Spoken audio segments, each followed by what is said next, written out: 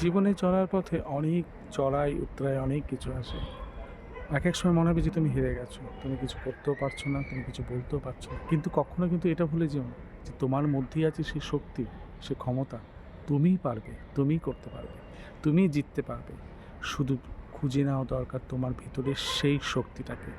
যেদিন সেই শক্তিটাকে তুমি খুঁজে পাবে, যে শক্তিটাকে তুমি সেদিন বুঝতে পারবে, সেই দিন দেখবে তুমি তোমার লক্ষ্যে ঠিক পৌঁছে যাবে। আর যারা তোমাকে বেঁধে রাখার চেষ্টা করবে, তারা কোনোদিন সেই লক্ষ্যে পৌঁছতে পারবে না। তার জন্য বলবো একটা কথাই, যে সবসময় মনে রাখবে কীভাবে নিজেকে আরও ইমপ্রুভমেন্ট করা যায়, কীভাবে নিজেকে আরও বেশি করে সবার কাছে মেলে ধরা যায়। আর তোমার মধ্যে যদি সততা থাকে, তোমার মধ্যে যদি অনেস্টি থাকে, তো কঠিন হতে পারে পথ, বাট আলটিমেটলি জয় কিন্তু তোমারই হবে। তাই একটা কথাই বলবো, পজিটিভ চিন্তাভাবনা রাখো এবং রেখে তুমি তোমার লক্ষ্যে পৌঁছানো শুরু করো। দেখবে ঠিক রাস্তা তুমি পেয়ে যাবে আর তোমার লক্ষ্যে তুমি ঠিক পৌঁছে যাবে।